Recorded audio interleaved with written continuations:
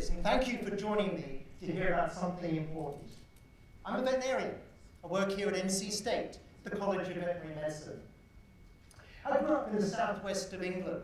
You can think of that part of the country as the southern version of All Creatures Great and Small.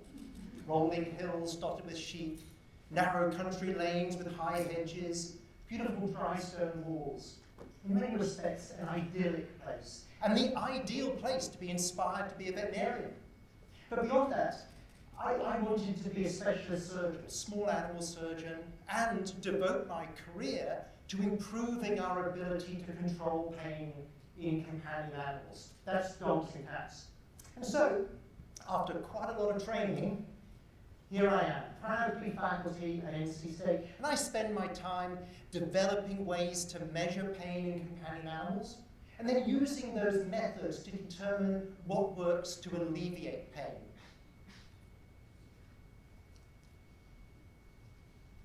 My father died of pain. Well, he didn't die of pain, he died of a heart attack, the 10th of July, 2004. I was in Washington, D.C. at the time. But he, the person he was, died 10 years earlier of persistent pain, of persistent, unrelenting joint pain. My father was an English master. He enjoyed life. He engaged in life. He was jolly, vivacious. I don't know why we needed such a large dinghy on such a small pond, but there you go. He enjoyed working in the garden or the yard. He enjoyed working on the house. And you know, our house, parts of it was 600 years old. So there was always something to fix, especially up on the roof. He was a voracious reader. I remember it would take him all evening to light a fire in the front room, because he had to reread all the old newspapers he was about to use for kindling. Pain killed him. Persistent, unrelenting joint pain stole from him the ability just to be mobile, to engage in the activities of daily living. Persistent, unrelenting joint pain stole from him happiness. You can see it on his face in the last video I have of him. Now, my father is not unique in experiencing the impact of persistent pain. Millions of persistent pain sufferers have the same experience, the impact of persistent pain. And that impact on individuals affects us as a society. Let me illustrate that with some numbers. The economic impact, so that's healthcare and lost work and lost productivity, the economic impact of persistent pain in the US is estimated to be $600 billion a year. That's billion with a B. That's more than cancer. That's more than the economic impact of cancer, cardiovascular disease, and diabetes combined. How can pain have such a great impact? Well, think about the last painful experience you had. Headache, toothache, earache, maybe a fracture, I hope not. Maybe you just stubbed your toe. Do you remember how pain grabbed your attention? You could focus on nothing else. Pain demanded all your attention. Now imagine that pain persisting, always grabbing, demanding your attention. Why does pain demand our attention like that? Well, pain serves a protective role. Okay, if you put your hand on a hot stove, you feel pain. It's telling you there is something dangerous in the environment. And you're supposed to pay attention. And if you don't pay attention, the pain will get greater and greater. The system is built to amplify those signals until you pay attention. A little bit like an alarm clock. If you don't turn it off, it just gets louder and louder and louder. And that protective function is good, except in chronic diseases that are associated with pain, there's no use for that protective function.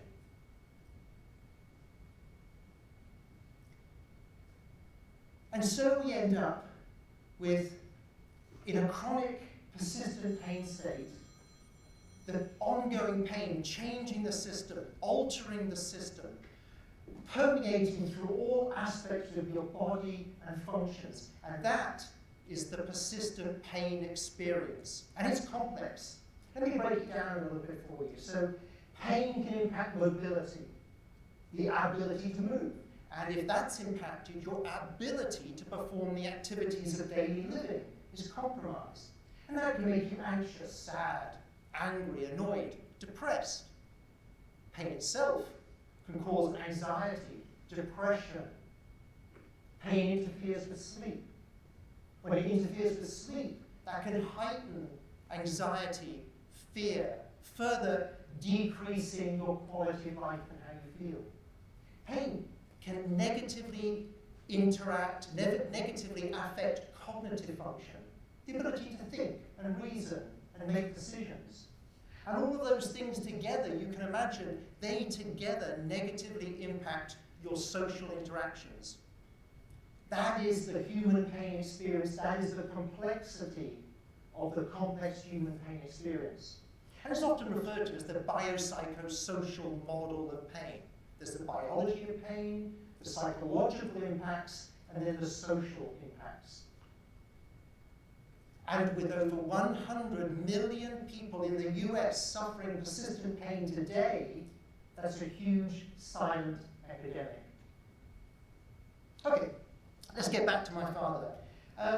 Now, you can think with all of my expertise and training in pain, all I had to do was to seek out some of the modern treatments that biomedical research has produced. Well, we did. We tried various drugs. We tried non-steroidal anti-inflammatories. And they provided some relief, but not a lot, and they were associated with side effects. We even tried opioids. It can be a dangerous path to go down. But they were associated with horrible side effects. I remember the time we tried fentanyl patches. And we tried supplements, all sorts of different supplements, even gin-soaked raisins. And we tried physical therapy. But none of those things really had enough of an impact. And then we were left with nothing. You see, the treatment options for persistent pain, particularly musculoskeletal pain, are very limited. Why are they limited? Well, let's think about where these treatments come from. Treatments come from biomedical research, or you could call it translational pain research. Translation meaning taking findings in the laboratory and eventually turning them into new therapeutics to combat pain in people. So translational pain research. But it turns out that's not working. That system, that paradigm is not working to produce novel, effective analgesics for people. Let me illustrate that. In the last 25 to 30 years, there have been no new, novel, mainstream analgesics for musculoskeletal pain. That's something, given how much research is going on. So, why is that? Well, I think to understand that, we need to understand a little bit about this translational pain research paradigm. So let me take you through that. It kind of starts with identifying a target. And so rodent models are used. By a model, I mean you take a rodent and you try and create the pain situation, the pain problem that you're looking to treat in people. So for arthritis, you would inject maybe a chemical into a rodent's joint, or you would do a little surgery to create arthritis. And then a short time later, maybe just a few weeks, you take the tissues and you look at them and you try and figure out what is altered. You're looking for a target. Once you've found a potential target, you then validate that target by interacting with it to see whether you can produce pain relief in the rodent model, as best you can measure pain in these rodents. And then you produce a putative therapeutic, a therapeutic you think is going to work. And then you test that in the same rodent models. Fairly simple rodent models over fairly short periods of time. Okay, and then the next step, after some toxicity testing, is to move into human clinical trials, where you test your putative therapeutic to see if it has effects. So you can see the translational pain research paradigm is a logical, iterative, stepwise process. Except there's one rather jolly large step, isn't there? You call it a leap from studies in rodents to human clinical trials. You could think of that as a gap, a big gap, like the Grand Canyon. And trying to cross that gap is a little bit trying to cross the Grand Canyon on a pogo stick. It's difficult, and most times it fails. Trying to translate from rodent studies into human clinical trials is difficult because that gap is so large. What can we do? How about if we build a bridge? We build a bridge to bridge that gap. And I argue that bridge, or the answer, can be dogs and cats, pet dogs and cats. How many of you own pet dogs and or cats? Yeah. Do you think they have feelings? Yes? Do they react to their environment? Yes. Yeah. Here's a question for you. Do they feel pain? Yes, they do. They feel pain, and they suffer some of the same persistent pain conditions as we do. Chronic joint pain with arthritis, lower back pain, interstitial cystitis, that's bladder pain, cancer pain, they suffer the same conditions. And they appear to react, be affected by those conditions in the same way as we are. Look at this cat here, Frosty, with multiple joint painful arthritis. Do you see the parallels with my father? Look at this dog, again, multiple joints affected with painful arthritis. And beyond just movement, pain is affecting them in the same way as pain affects us. And they've had these conditions for a long period of time. They share many of the same comorbidities that we have. They share our environment with us, and they have complex genetic backgrounds, just like us. In many respects, these pets reflect the full biopsychosocial model of pain that we're looking to understand and treat in humans. So let's get back to this bridge. How are we going to use pets to bridge this gap? Well, I argue we're going to run clinical studies to inform translational pain research. We already run clinical studies in dogs and cats. I sort of mentioned that or referred to that earlier on in the presentation. We run clinical studies to determine what works to alleviate pain in our pet dogs and cats. Well, here's another piece of the puzzle. What works in pet dogs and cats to alleviate persistent pain works for humans with the same persistent pain conditions, 100%. So we can flip this paradigm around.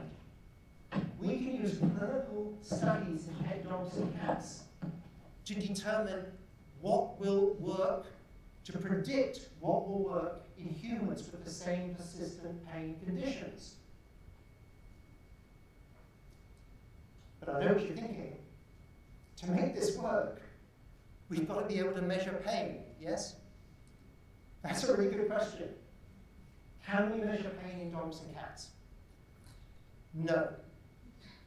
We can't measure pain in dogs and cats because pain is what you and you and you say it is. And until they start talking to us, we can't measure pain. However, we can measure the impact pain has. And that's important because that is the human pain experience, how pain impacts you. And that is what I and colleagues at the College of Veterinary Medicine have been working hard at, continue to work hard at doing, developing ways to measure the full spectrum of the impact that pain has. Let me give you some examples of how we do that. So, for example, if there's joint pain or limb pain, well, we can trot dogs over the force plates. See the force plates on the floor there? We can use those to very accurately measure limb use, which is a surrogate measure of pain because it's measuring the impact of pain. We can even do this in cats. So what you see here are the paw prints on a pressure-sensitive walkway. We call it the catwalk. To get good data, you need cats to walk in a straight line at a constant velocity, plus or minus 0.5 meters per second squared acceleration. That's difficult. This cat would only perform on the catwalk for a can of tuna being dragged down the catwalk. Pain impacts activity. We can use Fitbit-like devices to measure total activity, patterns of activity. We can even measure how individual activities like going up and down stairs or jumping are performed, and measure the impact of pain on those. Pain affects how we feel. Do you remember that? It makes us anxious, fearful, depressed. It affects our cognitive function. We can measure those things in dogs and cats. Indeed, compared to non-human primates, dogs' performance on many cognitive tests is more human-like than our closest primate relatives. And we can measure these things with what seem to dogs and cats like games. We can measure the full spectrum of the impact of pain, the full spectrum across all the domains that are important to us as humans. So, bringing this full circle, persistent pain has dramatic impact on individuals. Translational pain research is not working in its current form to give us novel, much-needed analgesics. We need to think outside the box. Dogs and cats suffer persistent pain conditions. We can measure the impact of that persistent pain in a way that's relevant to the human pain experience. What works in dogs and cats for persistent pain works for the same conditions in humans. So let's flip that around. The benefit is we will learn more about how to control pain in our companion dogs and cats.